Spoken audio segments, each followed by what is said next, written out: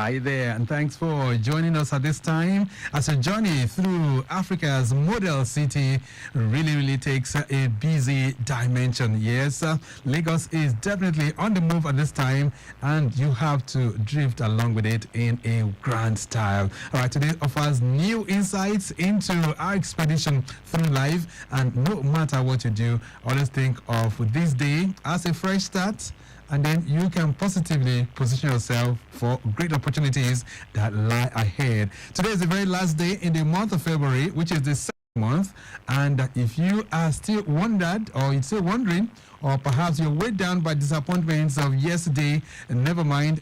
The words of Craig D. Lunsborough may just be what you need right now to propel you in the right direction.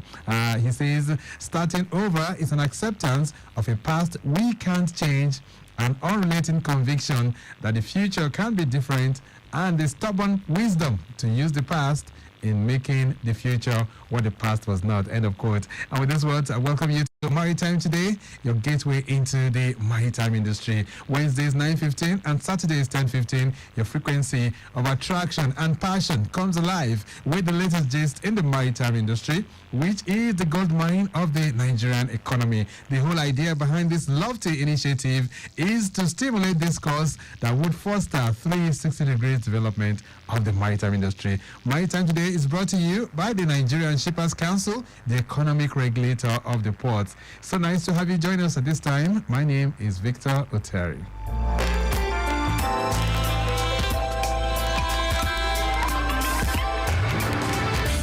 On the program today, we'll be zooming our camera lenses on the maritime domain, especially as it relates to business activities for those who are saddled with that responsibility. Freight forwarders, importers, exporters, they've been having some harrowing time as a result of what's going on in the economy. So this morning, we're looking for effective strategies to really bring reforms in that sector. What are the challenges confronting the maritime domain, especially for business players, and what are the prospects of investing in that direction at this time? These are many more we'll be reflecting on if you can keep us company from now through 10 o'clock. But first, let's have a word from our partners, and when we return, we will begin the conversation in earnest.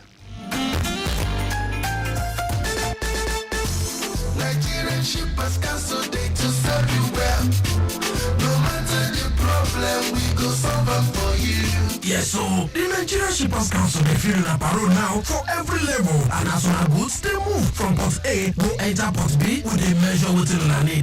For the Nigerian Shippers Council, we don't shop proper to fit hear you weller, work with you weller, and help you fit serve your customers them better, no matter where them day. As we country port economic regulator, the Nigerian Shippers Council get every now to fit make government consider the problem when shippers them they face. Visit we office for number 4 or to buy your daily show your daily. Papa, email us for nsc@shipperscouncil.gov.ng. The website now www.shipperscouncil.gov.ng. Allow us on top 0818-888-8895 or 0703-584-6468.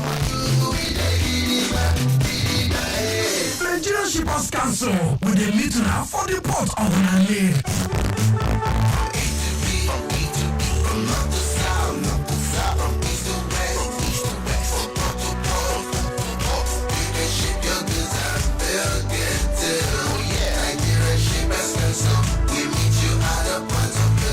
The Nigerian Shippers Council is now better poised with responsive systems in place to help you and other shippers get seamless, stress-free transition for your clients' goods from point A to B. Today at the Nigerian Shippers Council, timeliness, orderliness, transparency and efficiency is all we care about. Put your complaint through to our helpline 0818-888-8895. Visit us at number 4 Ayodele Shiode Lane, Apapa, Lagos. Or reach us on www.shipperscouncil.gov.ng. Nigerian Shippers Council, we meet you at the port of your needs. Nigerian Shippers Council, we meet you at the port of your needs.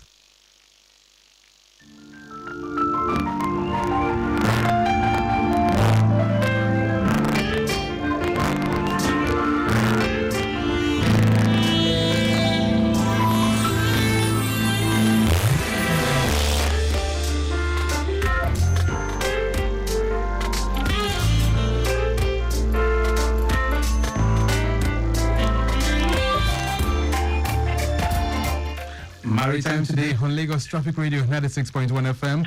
If you're traveling on the road this morning and you're having any kind of experience, let us know. Okay, did I say today was the last day in February? No, we have one more day. So it's the last but one day in the month of February. Let's take you through the Ibeju-Lekki corridor. Movement is still very, very good from Eleko Junction down to Eleko inside. In and out of Akodo General Hospital from Eleko inside is still looking good to go for now. We can also tell you traffic generally very light from Akodo General Hospital down to Lekki Free Zone, as well as Pinnacle Depot. All those areas looking very good. Also, I can tell you areas like Dangote Refinery, as well as the deep sea port, in and out of Dangote Fertilizer, still very much in good shape this morning. And then the return journey is also looking pretty good to go for now. We can also tell you movement from Abijo to areas like Awoyaya and Lakowe, as well as Bogije. All those areas looking very, very good. Oloja down to Eleko Junction, also very good as well. And from Eleko Junction to Ibeju, it's also very much in good shape as we speak. So no major breakdowns navigating through those corridors. All right, then, so as you drive along this morning, please take note, from 12 noon, the Third Mainland Bridge will be closed totally to traffic on all directions, right? So it's not a case of if you're coming from the island or you're coming from the mainland. No, it's going to be closed for the next 24 hours, 12 noon all through 12 noon tomorrow. There will be no access through the Third Mainland Bridge. So tell someone, those of your friends that are coming into Lagos, you cannot have access through the Third Mainland Bridge. On Maritime Today this morning, we are looking at effective, and I mean it now, so we're looking at effective strategies for trade facilitation, the freight forwarders approach. And joining me this morning, I have Dr. Kayode Farrington Collins. He's the CEO, Wealthy Honey Investment Nigeria Limited, and of course, he was at one point in time acting president of the Association of Nigerian Licensed Customs Agents and NELCA. Dr. Farrington, nice to have you join us. Good morning. The pleasure is mine, Mr. Oteri. How are you, sir? Very, very good. So, we do not need any soothsayer to tell us what the industry is looking like right now, especially for those of you who are business people operating within the ports. But let's have your own assessment. How would you assess things as they're going on right now within the industry? It depends on the perspectives which you want me to assess it, but from my own perspective, which is the freight forwarder perspective, not a very good one. This is a very bad time for all freight forwarders or licensed customs agents. Yes, we are actually begging to feed ourselves at this point in time. Right. Just because of the various policies here and there, which is actually affecting cargo imports, cargo clearance in our seaports. Right. I'll tell you that this is a very bad time for freight forwarders and customs brokers. Which is quite unfortunate. So, precisely, I wanted to give you a picture of what it is for freight forwarders like you in the past 2 months. How has it been? I know that moving towards the end of the year last year, some of your members were really, really complaining. But I guess the experience is quite different from what has been in the past 2 months. Yes, I am one of those that actually envisage a situation where the dollar will be up to 1,500. And since November, I have been shouting that the government should bring in or bring out mitigants for freight forwarders and importers. I saw it coming, and I predicted December. I said the way we are going, Nigeria is import-dependent oriented, and we are not doing anything.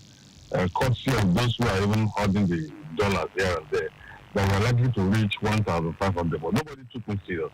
And here we are today now. Dollar, as of this morning, is about 1,600 and something. Exchange rates for custom purposes. So it's not a good time for us, and it's very, very bad. I'm not happy myself. I expected the government to have brought out mitigants to cushion the effects of this fluctuating exchange rates. But up to now, nothing has been done. So we're just pleading. And the big question, Dr. Farrington, is how did we find ourselves here? I mean, is this a case of economic policies that are not really working, or is it a case of something good just gone bad? The first problem we have is a situation where we've been living in borrowed ropes.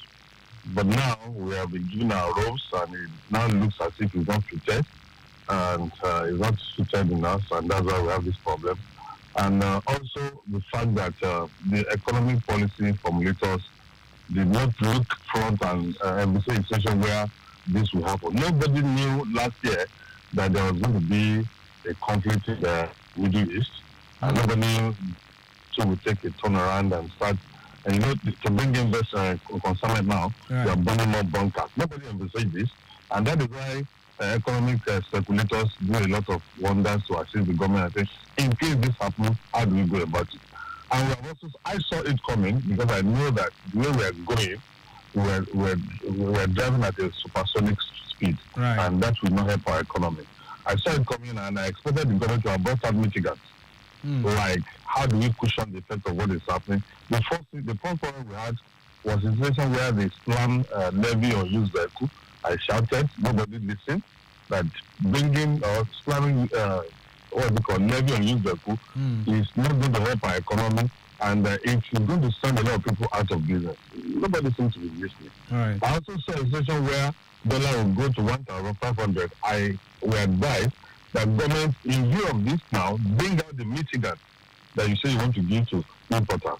Honestly, if I'm the president of this nation, I will give every importer that is bringing in cargo in the last 1 year national award. Because the environment is not too good. It's not very, very friendly. All right, we'll talk about the mitigants that you've constantly been mentioning. But Dr. Farrington, I thought that one of the things that presidents were thinking about to really bring a robust action for the maritime sector is the blue economy. That's the Ministry of Marine and Blue Economy.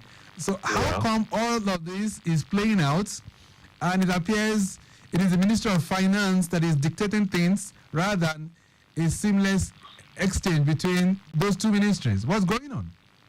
Yeah, the problem we have is a situation where the central bank is encroaching on an area that is not our responsibility. I have predicted long time that the way we are driving our CBN, it now becomes a situation where the CBN will be too powerful.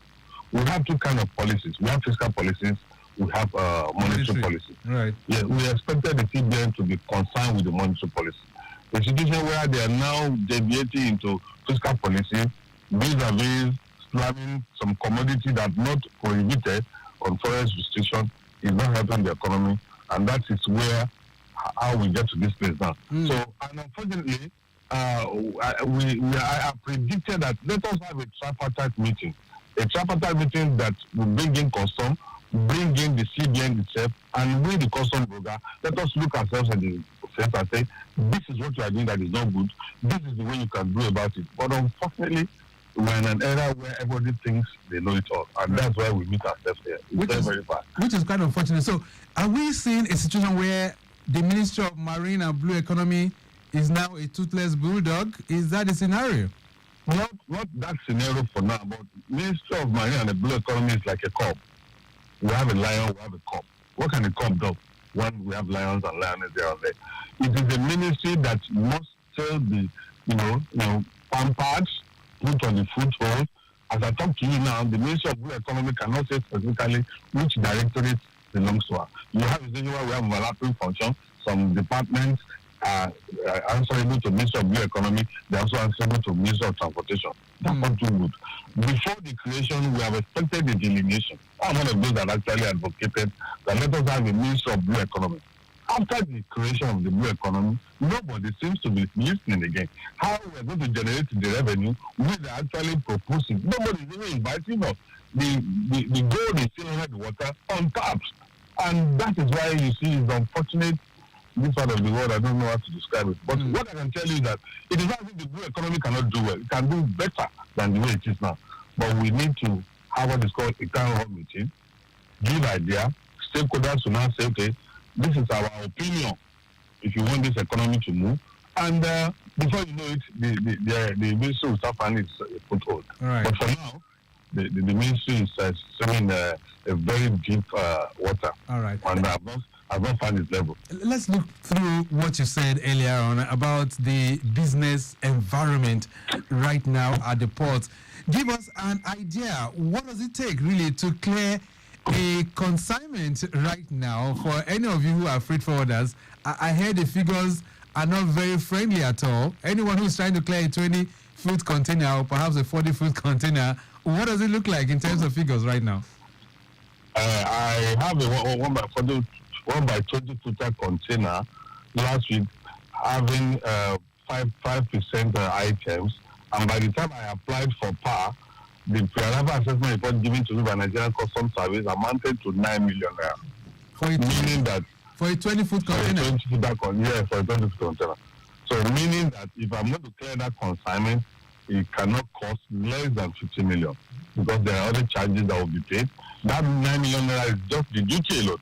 You talk about the surcharge, you talk about the VAT, you talk about the ETLS and what have you, and the 1% FOB. Everything will be amounting to about 11-12 million naira.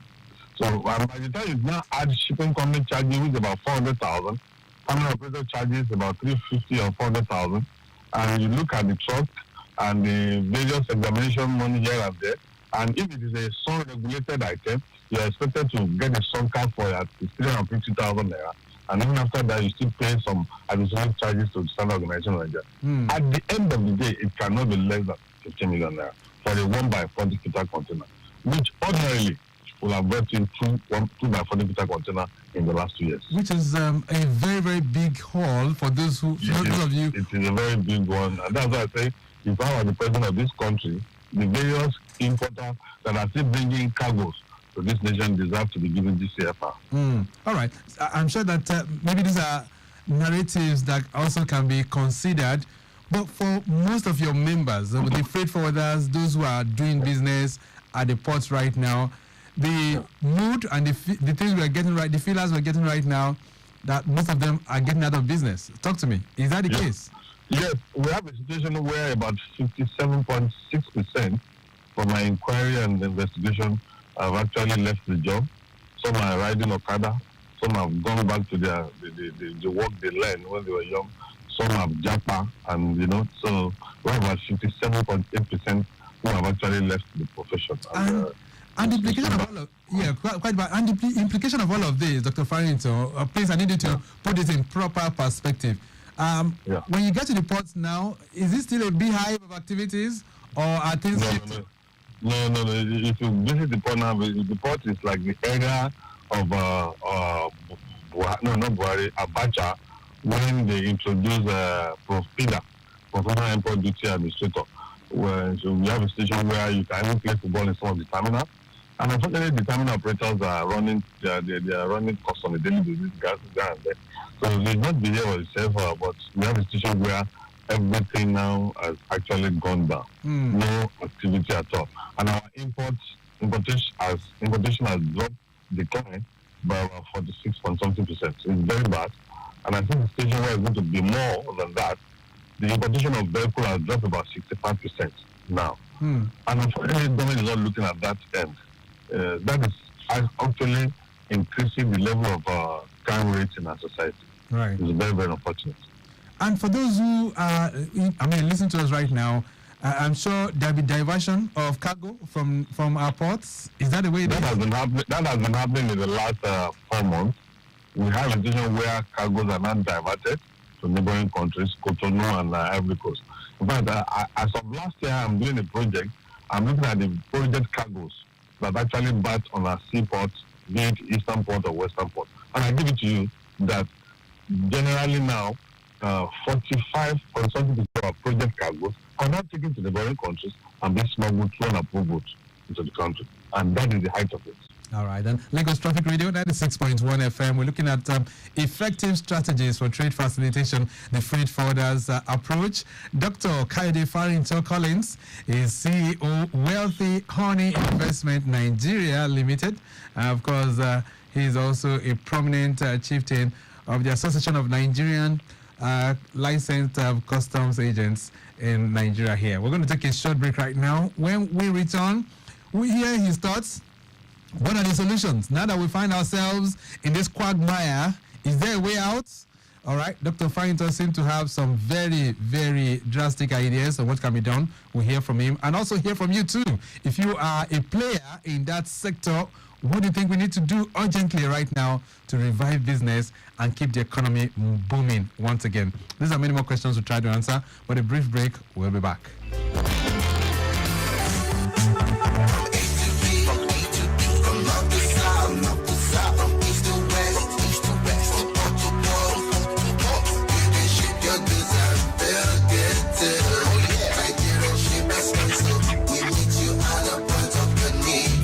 Nigerian Shippers Council is now better poised with responsive systems in place to help you and other shippers get seamless, stress-free transition for your clients' goods from point A to B. Today at the Nigerian Shippers Council, timeliness, orderliness, transparency and efficiency is all we care about. Put your complaint through to our helpline 0818-888-8895. Visit us at number 4 Ayodele Shoyode Lane, Apapa, Lagos. Or reach us on www.shipperscouncil.gov.ng. Nigerian Shippers Council, we meet you at the point of your need. Nigerian Shippers Council, we meet you at the point of your needs.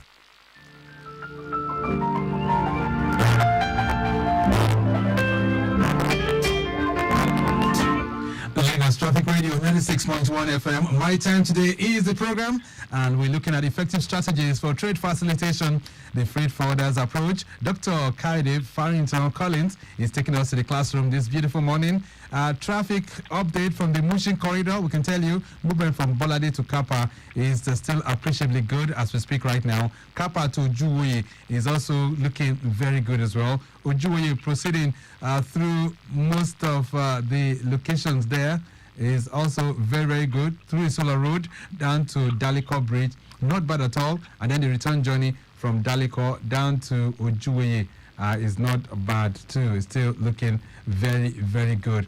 All right, then you'll be hearing from my guest who's, giving us a true picture of what is happening on our ports these days. And of course, those of you who do business on our ports, he's been giving us what it looks like. So if you also want to have your say on the program, feel free at any point in time to join the conversation. Dr. Farrington, let me get back to you. You've been having some publications recently talking about the way to go, especially on the central bank. They are the ones, like you said, they should be in charge of the monetary policy, but you've said now that they are also, entering into the fiscal component of that, which is really, really affecting things. So let's have your recipe. What do you think we can do at this point to really get ourselves out of this quagmire that we found ourselves right now? Okay, thank you very much, Mr. Oteri. The first thing I need us to know is that what is happening is not peculiar to Nigeria alone. About 5 developed countries last week entered into recession. And that is very, very unfortunate. And unfortunately for us again, our economy is import dependent. We are not really producing anything. Even to toothpick, my brother. Come to the port, I will show you importation of toothpick, even of a band. So the first thing the government should do is the 2 terms. We should have a short-term approach, medium-term approach, and maybe a long-term approach. And first thing now, to address the situation, what I've predicted, because I have taken this advocacy to the National Assembly, is that the citizens should be invited. In view of the fact that we have the situation at hand now where dollar is fluctuating, there's what we call predictive exchange rate. Okay. So we are supposed to have a predictive exchange rate. And what is the predictive exchange rate? A situation where we look at from January to June for custom purposes and clearance purposes in our seaport, we are going to peg exchange rate to 1,000 naira for custom purposes and clearance purposes. Okay. People should not tell me why or how it is not possible. Why is it not possible? So tell me, Ago, why is it possible? It is possible. If about 2 years ago we can give people of dollar at official rate to go to Saudi Arabia, Desert, and even Jerusalem, and these are ventures that are not even adding to the economy of this country. Talking about the growth of the economy of this country now, and to all right, we lost the connection to Dr. Kaide Farrington. Let's see if we can reconnect. But he's thinking of some ideas. Predictive monetary, that's the forex exchange for those who are players in the industry, is what he is recommending.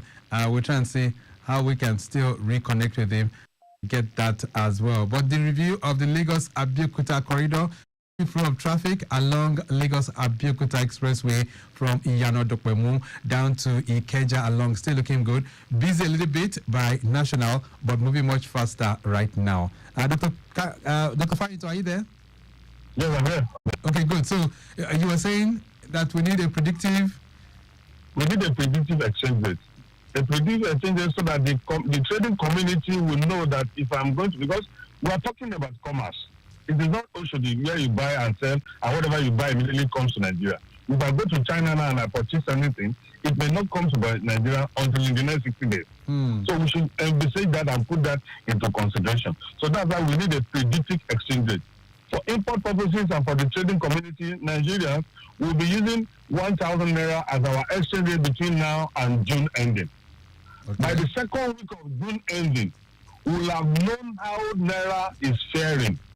If our naira is still very sick and ailing, then we'll not know whether to jack it up by maybe 100 naira or 200 naira. If it is not done, because the moment you're having a decline in importation, it is not a good thing for the economy. Right. And we don't have a balance of trade.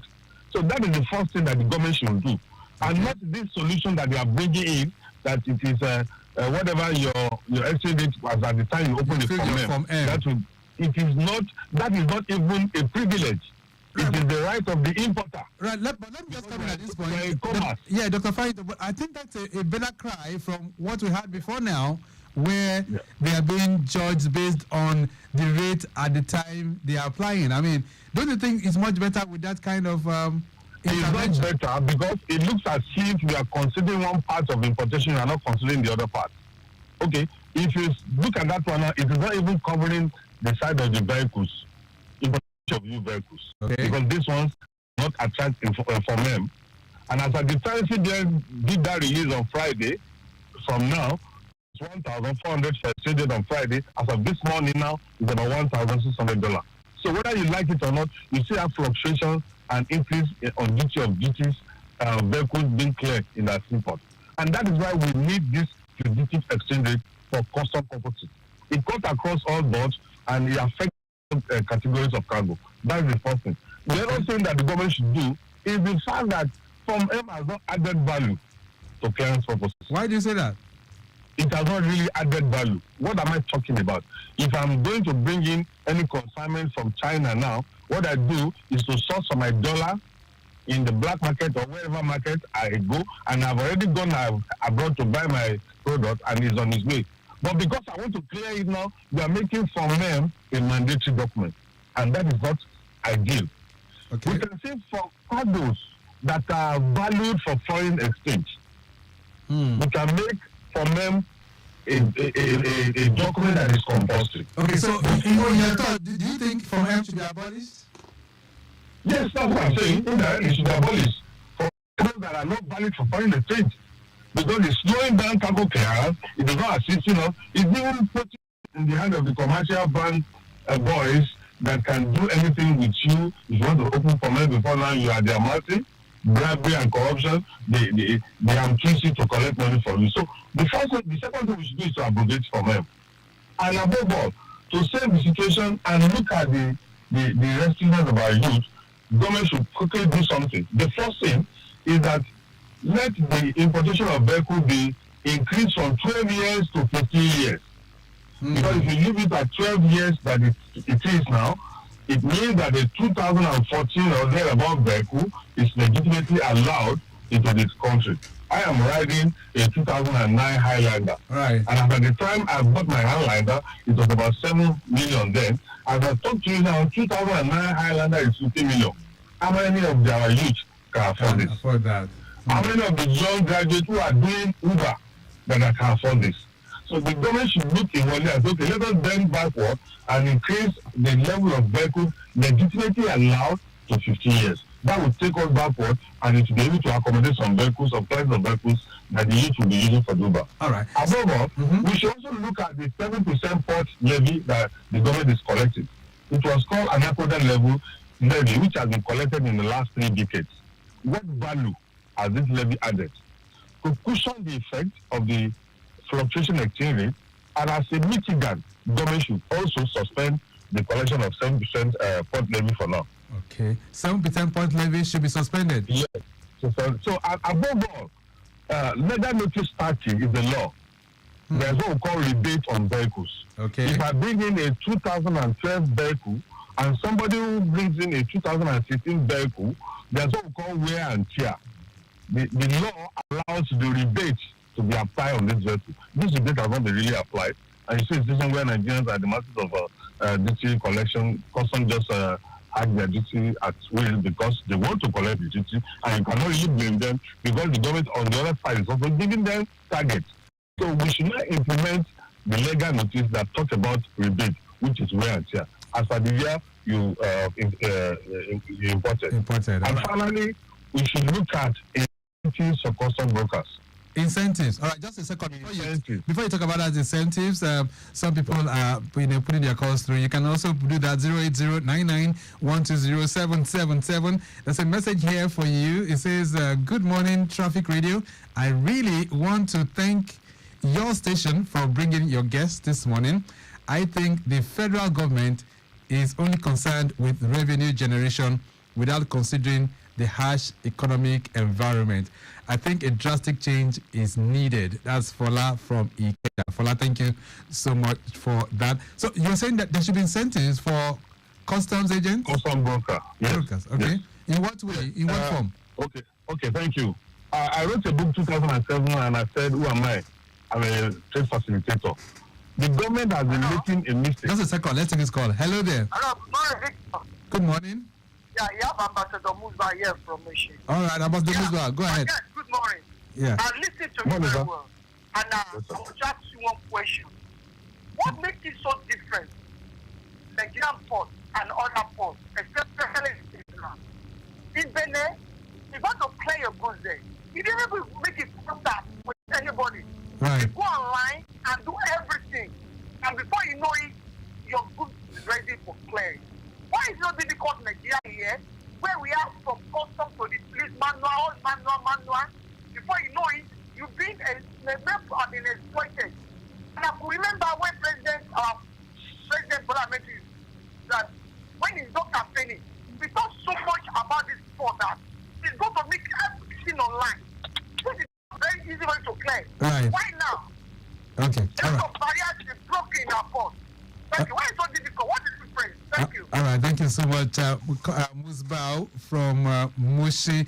All right, so he's talking about the clearance process. Has it really changed at all? But before then, there's another question here. He says, "Good morning, Victor. Kindly ask your guest, why is it that customs check increase port duties indiscriminately using black market rates?" This is coming from Comrade Daniel. All right, so you have some questions to attend to quickly in less than 2 minutes. So, for Musbao's concern, go ahead. Yes. Yeah, from Musba's question, about 2 years ago, when I look at the situation of Ghana and I saw what he said, I am one of those that advise Nigerian Customs to introduce what is called being.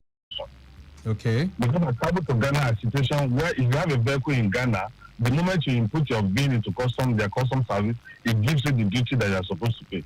We introduced this valuation, and it was started on a very good note. But before you know it, human factor came in, and it was bad. And even custom herself also ensured that this valuation is not a success because it now discourages a contact with agents and custom officers. It discourages a situation where you have to give out money. And that's, by the way, except you go back to this valuation, review it, and look at how to solve it. The other question is talking about the fact that what was that question? Okay, so it's talking about black market rates for customs. Yeah, black market. When government came on board, when this government came on board and abolished official exchange, I am one of those that celebrated because the official exchange rate has not really helped our economy. It has actually killed our economy. You see, and that is why we are bringing in the idea of predictive exchange rate. The black market rate is allowed, is now, whichever rate you call it, because dollar will continue to fluctuate. So we know of individuals who have 600 million, $1 billion in their kitty, and nothing is happening about it. So these are the people who are the holders and who are actually predicting making naira to be weak. What government should be looking at is how to strengthen naira. Right. And we can strengthen our naira from our export purposes. So making it stable. A beautiful thing. Right. By introducing what is called NXP on all export that is leaving Nigeria. Okay. But unfortunately, if we have a situation where 20,000 TEUs left Nigeria as export last year, only less than 5,000 TEU has NXP. People continue to cut corners. We have Chinese now who have taken over our export processes. It's very, very bad. It has gotten to that crescendo level, my brother. All right. And So, unfortunately, they are even protected by the government. which is quite unfortunate. So let's begin to round this off now, Dr. Farinto. What is your message, and how can President Bola Tinubu turn this around in 30 seconds? Yeah, my message to the president is that please, you are the father of all. You promised to give us Michigan. Roll out this Michigan now before it is too late. The youths now are becoming to be restive, and I will not blame them.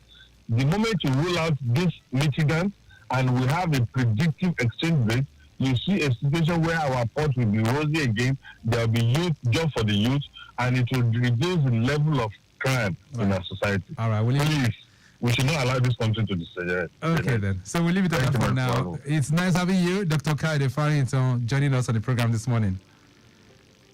All right, then he is the CEO, Wealthy Honey Investment Nigeria, and of course, he's also a prominent member of the Association of Nigerian Licensed Custom Agents.